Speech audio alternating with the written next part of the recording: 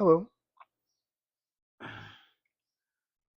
You know, I'd like to discuss the fact that you don't have to go to prison to be in prison.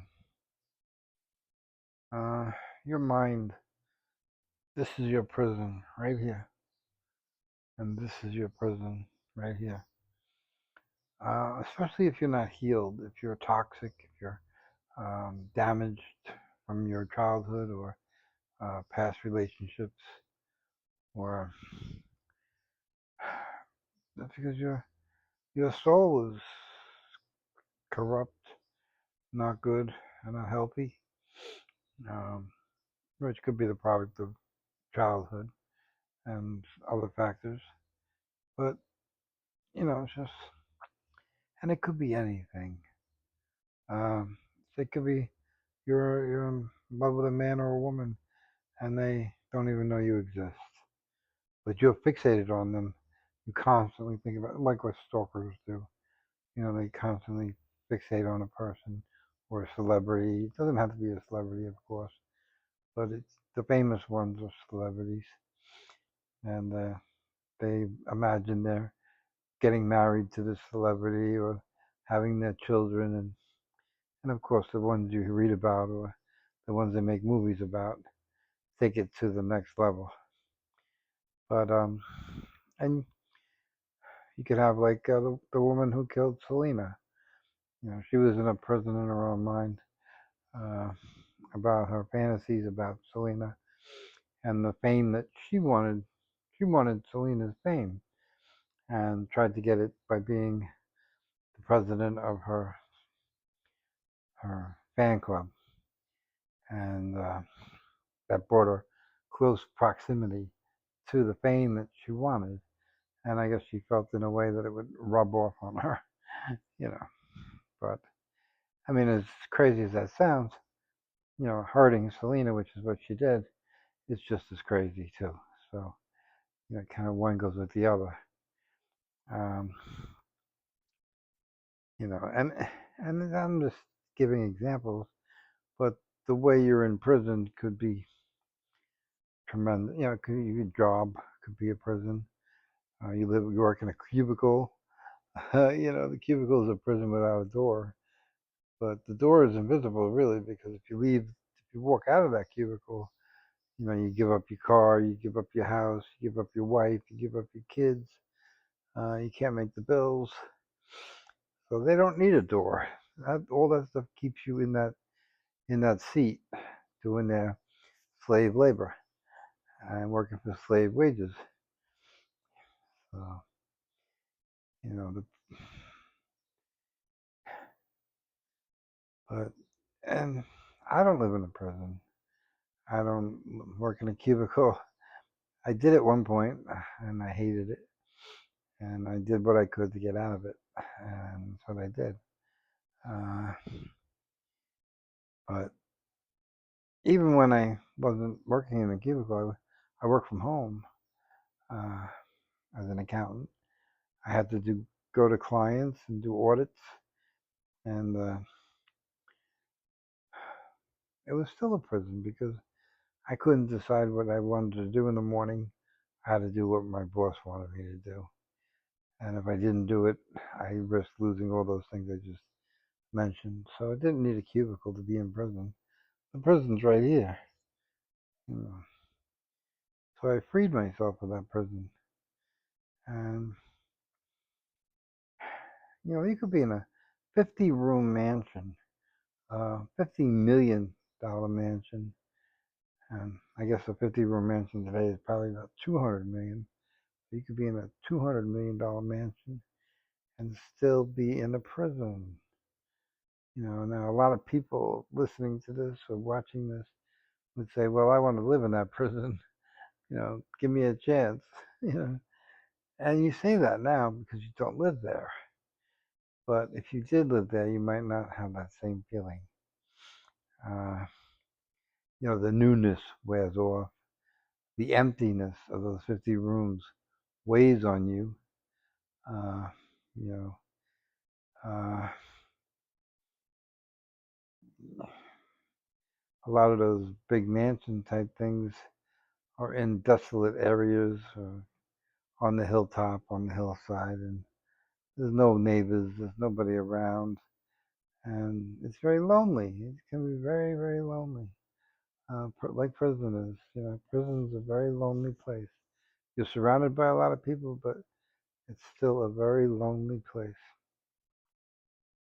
And when you go to prison, when you go to, I never went to prison. When you go to jail, they try to put pictures of the newspaper, like girls, pretty girls in the newspaper that they'll rip out and hang up in their cell, and or they'll draw markers or something on the wall, and it's just to make their prison cell nicer.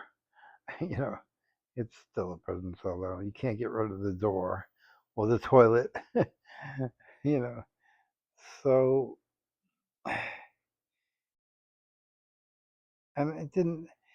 It, and when you work in a cubicle, that's your prison cell, and you're hoping to get a promotion, so you get a bigger prison cell, you know, and with a with a view, you know, and I've I've I've had um, an office with a view.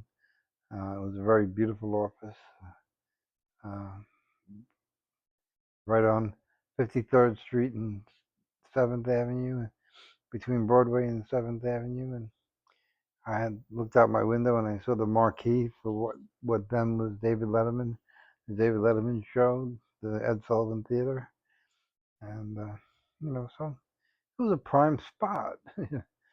But it was still a prison cell. I had to be in there. I had to work in there. I couldn't invite my friends over or my girlfriend, or I couldn't do what I wanted. It wasn't my space. I was just occupying it. But you know, and most people wouldn't think of that as a prison cell, and but it is. It is. I mean, we were created to live in the woods. Uh, we went into a cave for safety from animals and warmth from the weather, and to escape the rain and all that. But when the rain was gone and the sun came up, we left the cave. We didn't hang out in the cave, you know. And now it doesn't matter. We hang out in the cave on the best sunny days of the summer, and depending on where you live, in the winter you have to stay in your cave because it's too cold to go outside. Uh, but even the caveman days when it was cold, they went outside. They hunted animals and used their skin as clothes to keep warm. That wasn't the excuse of, oh, it's too cold to go out, like we have today, or it's too hot to go out. They weren't in caves, they weren't in prison. Uh, their experience was limited. Uh, they had to spend a lot of time worrying about food and shelter, and I'm sure other tribes taking them over or hurting them. So defense was a big part of it. Um, and defense from the animals, uh, what they would do if they got a chance, like a bear or a lion or a tiger or something. That was a big worry, constant worry. It's still a constant worry. If you go to India, there are places in India where the people are terrified of tigers, just jumping them in the woods for no good reason but to kill them and eat them. But so much has changed, but yet so much has not. It's that kind of story. Uh, but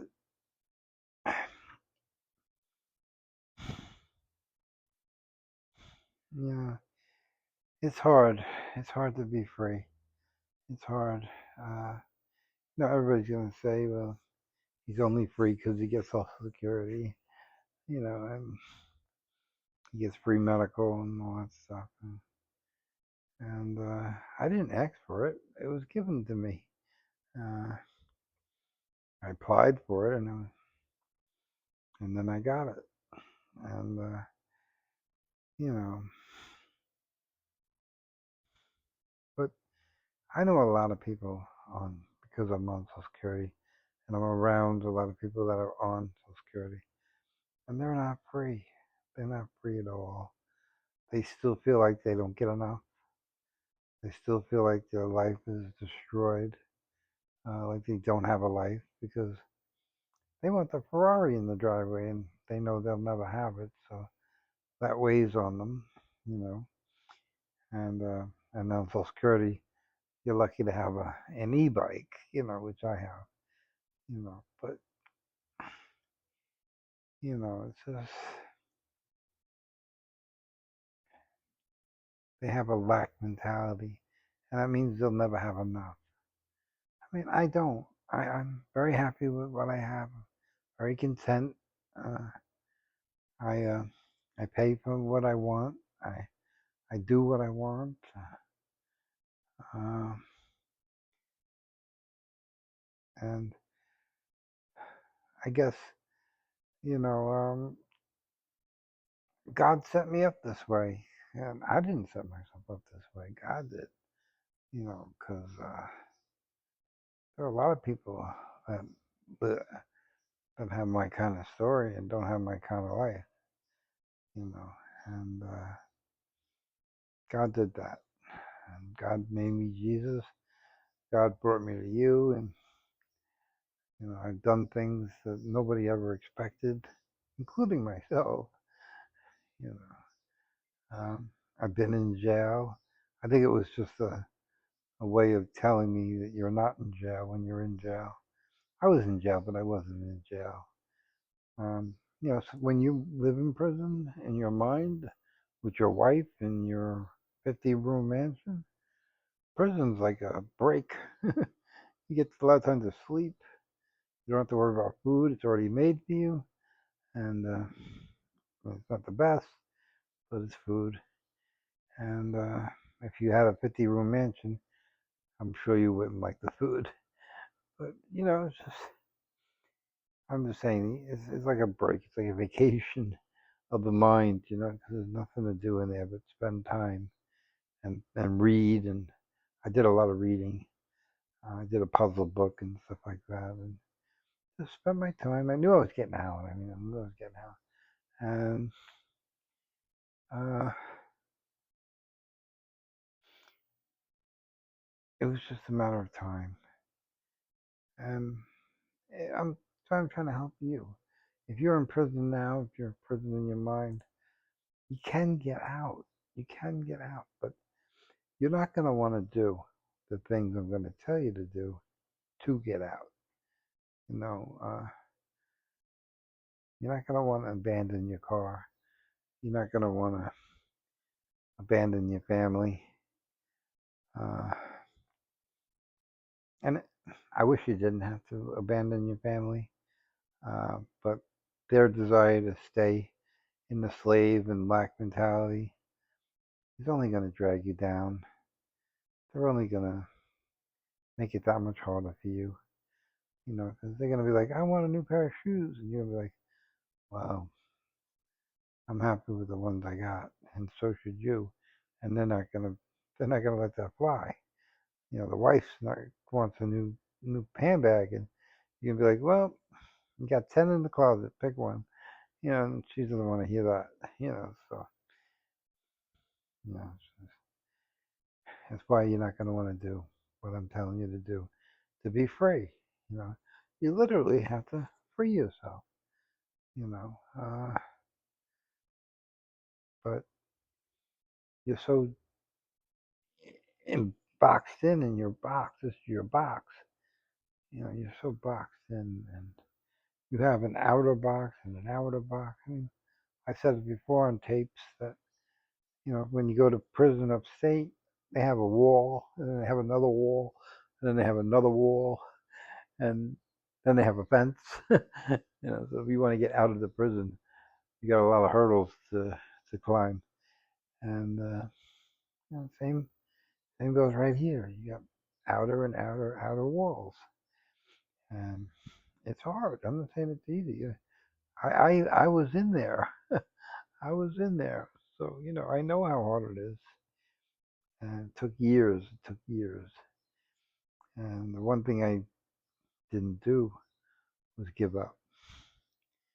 I never gave up. I never give up. I'm like a dog with a bone. I don't give up. And I had a goal in mind, and my goal was to be free. You know, and my family hates me because I'm free, and they're not, and they know it.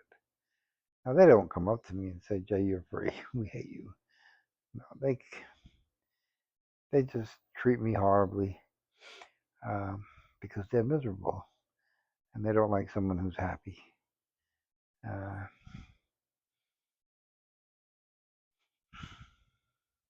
a miserable person doesn't usually go to a comedy club, because they're just not in the mood to laugh, and they can't laugh because laughing hurts. And I make people laugh.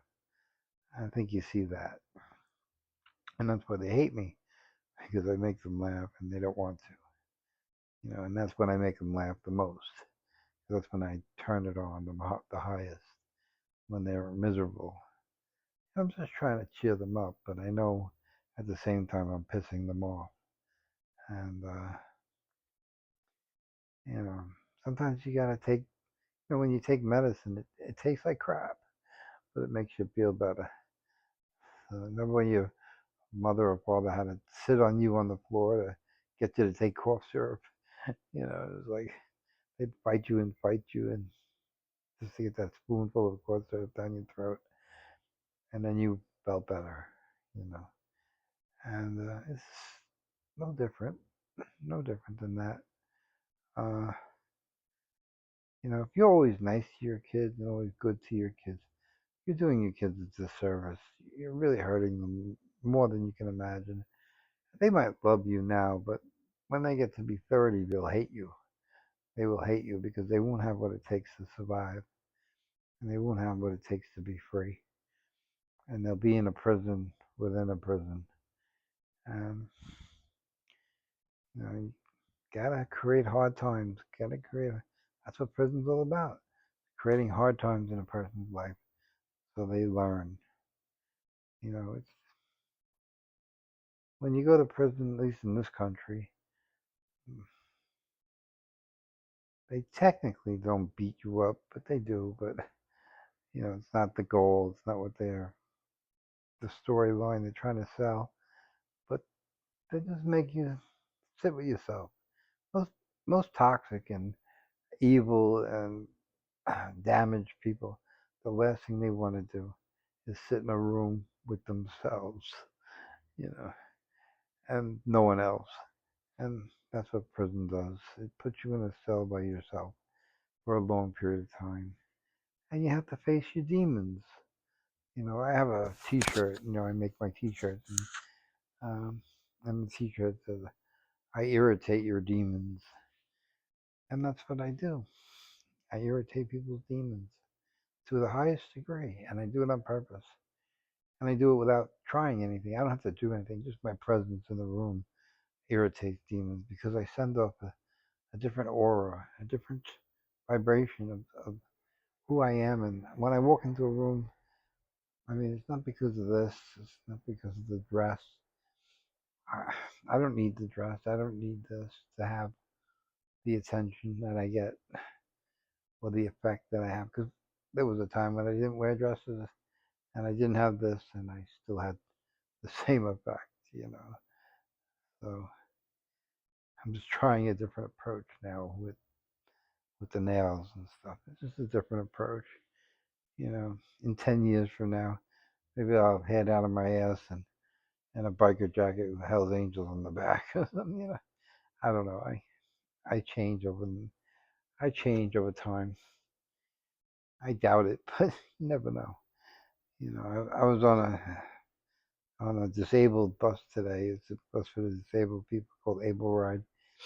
And the guy that was also getting a ride um, had a big lone wolf biker vest on. And he was crazy looking. Oh my God, he was crazy. His whole head was bald. And I don't know if there was a spot on his head that wasn't tattooed, including his earlobes were all tattooed. His whole body was tattooed. And he's got this big lone wolf, lone wolf club on the back of his jacket. He didn't say two words to me, but I'm there in my dress and my pink nails, so I don't think I was his cup of tea. But you know, uh, I know God made me see that lone wolf insignia, and it just said to me, "This guy's the biggest pussy in the world. He is the biggest pussy in the world. That's why he's got all these tattoos. That's why he's got the lone wolf vest. He's trying to send a message of don't come near me. He's coming. It's like a skunk. They, the skunk has that big white stripe, so every animal in the forest knows it's a skunk, and they don't go near a skunk. So this tattoo was all a show. It was a show to say, stay away from me, and I did. But he's trying to, in his mind, he thinks he's sending up a message that he's a tough guy. He's a tough guy. Don't mess with me because I'm a tough guy. But the reality is he's a pussy. You know, and it's just. And if you were a lone wolf, which I am, you know, you would never wear a lone wolf vest. I have a lot of shirts. I have 2,000 T-shirts that all have different sayings on them and drawings and stuff that I made, and not one of them says lone wolf. Not one. And because this, when you're a lone wolf, you don't tell people you're a lone wolf. What does a lone wolf do? He's in the woods by himself. When he attacks, he comes out of nowhere. You never know he was there until it's too late. That's a lone wolf. A lone wolf doesn't walk down the road, go through the woods with a flag on his back, saying I'm a lone wolf. This economy just doesn't work. So if you're a lone wolf, you don't advertise. It's the last thing you do is advertise. So it's just oh, I don't know. People are strange. And I know I'm strange. Oh. And you I come off weird. I don't think I come off evil. I come off weird, different, very different. My teeth, my teeth are much better now because I only have these two, which are 4 dentures. I mean, the 2 teeth are there. They didn't pull them because they wanted to leave them so I could wear dentures. Now I have dentures, upper and lower, but I think I wore them a couple times and I never wore them again. They're annoying. They don't feel good. They're hard to eat with. They're annoying to eat with. And I really don't care how I look. You know, the teeth that they pulled, they had to come out. They were rotten. All the years of crack and pot, ruined my teeth. Um, it looks horrible when you have jagged teeth up here, and they're showing. You can see them, and they're black, they're dirty, whatever. I mean, I looked a lot worse than I look now. I mean, people now say to me, "Wow, I didn't know you had no teeth. You hide it very well." They think I have teeth. So I just say, and that's again, it's God. God's working on me. He's always working on me. Gave me the insurance to get them all pulled. you know, and it really didn't hurt that much because the teeth were dead, so they don't hurt when you pull them. A little pain, of course, and I took a few Percocets and I called it a day. But it's just, and I've thought about it, and even if I had the money, which I probably will have the money sometime in the future, but I wouldn't get implants. I wouldn't change my teeth that's where they are now. Um, I would never do anything to my teeth because I don't care. Implants or dentures, fake teeth are fake teeth, and you know they're fake. So I wouldn't entertain it. And my attitude is if you don't like me because of my teeth, that's a very cheap expense to get rid of you. you know, it's like that was too easy to get rid of you. And if it's that easy to get rid of you, why do I want you? So, you know, and if I lose an opportunity because of it, then so be it. You know, I'm not going to change to kiss someone's ass. And I don't think you should either. And like I said, you want to be free, you gotta make some moves. You can't care about what people think of you. That's the first rule. The first rule of freedom is not caring. The lone wolf doesn't care what the other animals in the woods thinks about him. Uh, you know, uh, you gotta really get rid of that. Get rid of that idea, and it's not helping you. It's not helping you. Uh, I wear this dress because I'll tell you one thing. It's extremely comfortable. It's not tight. It's not tight in any way. It's comfortable. It has pockets, and most dresses don't. Uh, but you know, if it wasn't comfortable, I wouldn't wear it. How's that? I don't care if it's a dress or not. If it wasn't comfortable, I wouldn't wear it. So I have to be comfortable, and it's uh, almost August, and it's hot. It's very hot, and you know, it feels good. I wear them in the winter too, but I wear leggings or I wear something underneath to fight the cold. Uh, but I wear fishnet stockings. I think I look great in them, but I don't know. I don't care. You gotta dispel the caring about what people think or how they're gonna react to you. It's not about that. If it makes you, if you want to wear a dress, go ahead, go right ahead. It doesn't have to be pink. I hope it's not pink, but go wear a dress if you want. If you don't, it's the same. Don't wear a dress. Don't. But if you're not wearing a dress because you want to wear a dress but you're afraid to wear a dress, that's where you're in prison. So, that's whether one of your outer walls are that you're afraid to. I mean, a lot of men want to wear a dress, but they won't even put one on in their bathroom because they're afraid somebody will see them. You know, I remember my friend, he was probably 20 years old, truck driver, and he came to my house and he made me go to the smoke shop to buy his rubbers so he could be with his girlfriend. And he was afraid and embarrassed to buy rubbers. Uh, a wall, a prison. When you have that, that's a sign. And I bought them and I gave them to him. I said, dude, you don't belong screwing anybody, if you're afraid to go in there and buy them. It's like guys that don't want to go to the store and buy tampons for their wife or their girlfriend. It's like, what do you think? The cashier thinks you're going to use them? you know? So, I mean, I have no problem buying tampons or diapers or anything like that. These things are crazy, you know. Oh, I've been to a store and I bought a dildo. I bought it. I brought it right up to the counter and bought it. You know, I don't care. I don't care what people think. You know, uh, once you do that, it's a slippery slope.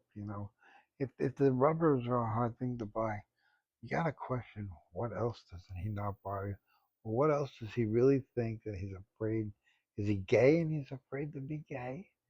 Uh, you know, uh, it just the parameters open up. It's like the pebble in the lake and the ripple effect. It's like where else does this go? That was just one sign. That was the pebble.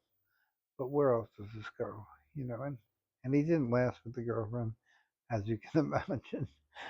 So, you know, uh, he was very jealous. Uh, Nobody could talk to this girl at a party or anything. You could not talk to her. If you did, you had him in your face. And, it was just, like I said, the ripple effect. What else? And that was what else. And it didn't last, you know. So, uh, when you're a narcissist, you think you're hiding it, but you're really not. People know something's off, you know, and they might not say it to your face, but they know.